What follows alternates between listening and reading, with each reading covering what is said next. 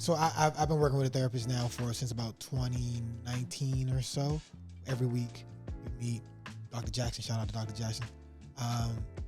But I remember, bro, for the first maybe 14, 15 months, I was just downloading. I feel like, like every session, bro. Once a week, bro, that's like 75 sessions. And then, she'll sprinkle a little something else in. And then she'll be like, are you done downloading? Okay, that's good. And then we got 15 minutes left to talk about something else, right? Because it's just like there's so much. Your doctor got to go to a therapist like, yo, I got these clients. There's this Chris guy. Right, word. This is why I'm here. But it's just so much. Like we talked about, like she uses the analogy of, if you have a suitcase and there is a lot of stuff in it, how can you make room for other things that you know are healthy for you, but the stuff that's there is not? You got to get the stuff there out. You got to get the stuff there out. You've been overpacking for years, bro. Yeah, bro. Yeah, bro. Like, I mean, it's everything, right? It's from, like compensation to professional career choices and options to friends and friendships to marriage to, my own personal health and what I want to do with myself, right? To my family, right? My mom, my grandma, my sisters, my brother. Like, it's a lot of touch points in that web. And it's tough, bro. Like when you're unpacking, you just be like, I just feel exhausted. You don't feel that so all right, so I know everyone's trauma stems from their childhood, obviously. Mm-hmm. Like that's where all the crazy shit happens, and then just bad decisions or good decisions happen because of it, and so forth and so on. So even if something's wrong now, you could really draw it back to at some point in your childhood.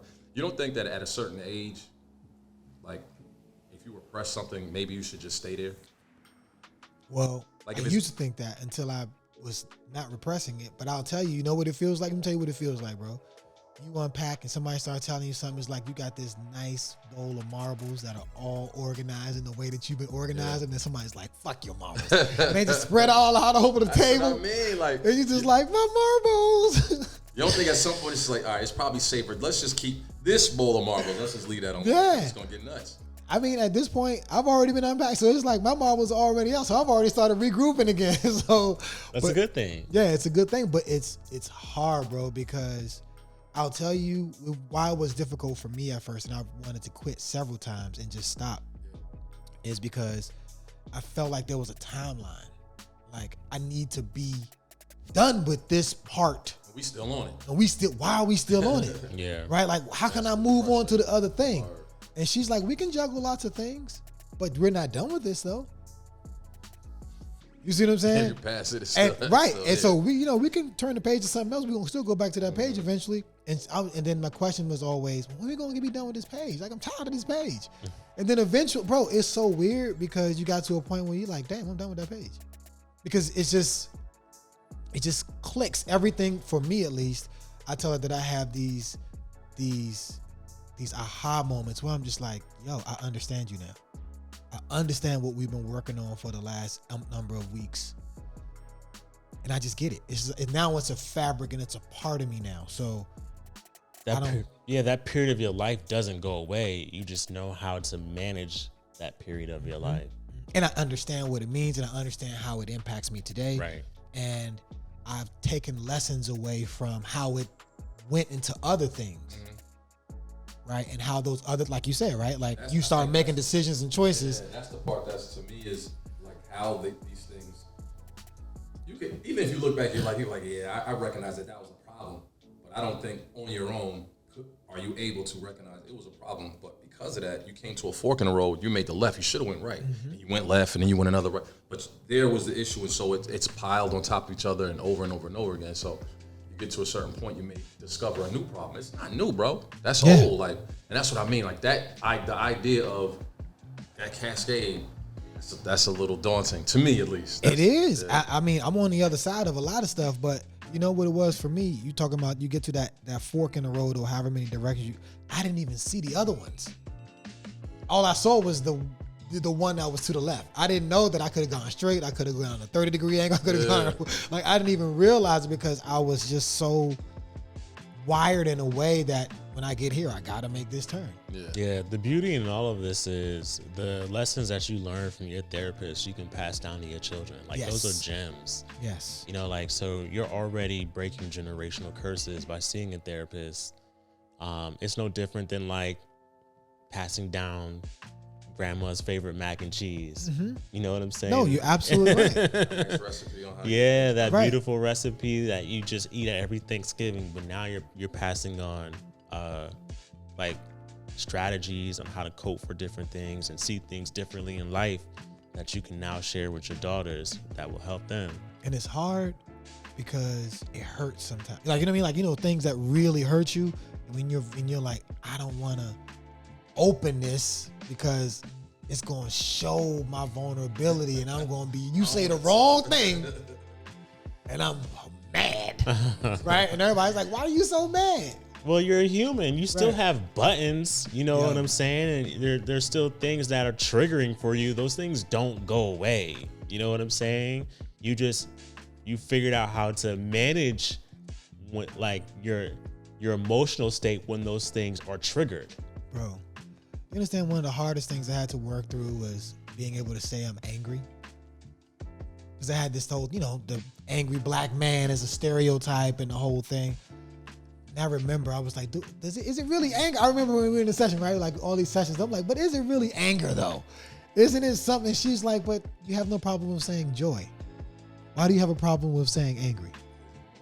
It's just another emotion. That bag. Happiness, fear. You have no problem with those, but this one, why is that, right? So once I got through that, I was able to say to my wife, like, hey, I've been angry for a number of years. She's like, huh? Oh, what? I was like, some stuff but most of the stuff had nothing to do with you, right? And I have no problem with saying that. And then, you know, then I went on an apology tour, right? Like, and it was not to hurt somebody else, but it was like, yo, remember when we were talking about such and such and such, and I responded in this way? I couldn't receive what you were saying because I was angry about something else that I couldn't bring up to you to talk about. So I apologize that I couldn't be there for you because I was dealing with the things that I had to deal with. But that's how I had to work through it, right? Now, how did that go for you? Like, how did you did all of that, like whether it was instructed by your therapist or not, but when you told people like, hey, I probably did you wrong. Yeah. It strengthened those relationships.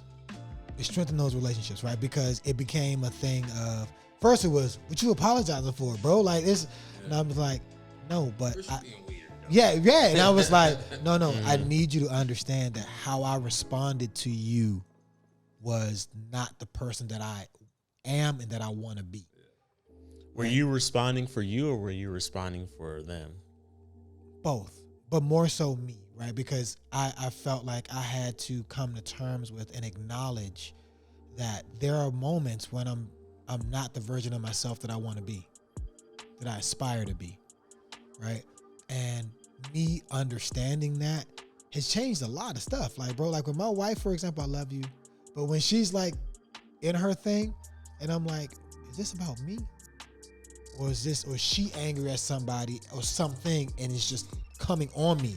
You're getting it down a little too. Right. So I'm right. So for first I'd be like, you know, why you blah, blah, blah, blah. And now we blah, blah, blah, blah. But now I'm like, wait, is there something? Okay, this isn't about me. And I'll be able to say, okay, tell me more. Like, what are you angry? Tell me what you're angry about. And it's like, bah, da, da, da. But it's fine because it's I'm being supportive of her, right? Like that was so hard, bro. At first, that was so hard. I mean, y'all got wives. You ain't got to speak about your wives. I'm gonna do it. I'm gonna let you stay right there. But you know how sometimes, bro, like your wife or your partner, for those of you that don't have wives, is a special way that they can just get up under your skin in a way about something.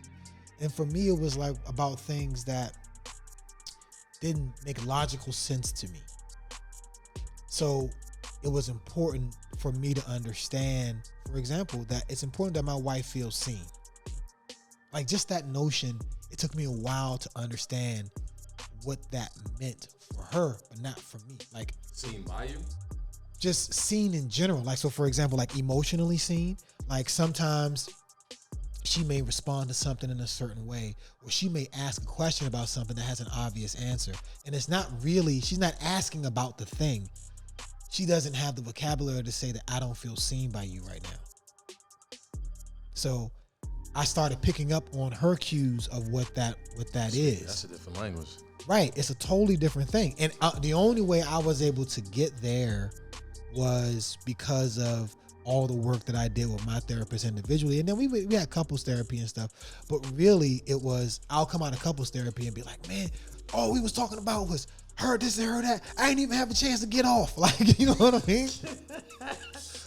Yo, that's real, bro. And my therapist would be like, okay, so why did you feel like you needed to get off? Like, why did you feel like it was important for you to say your part? Right? Like, why did you feel like it was, that you guys were adversarial as opposed to working together?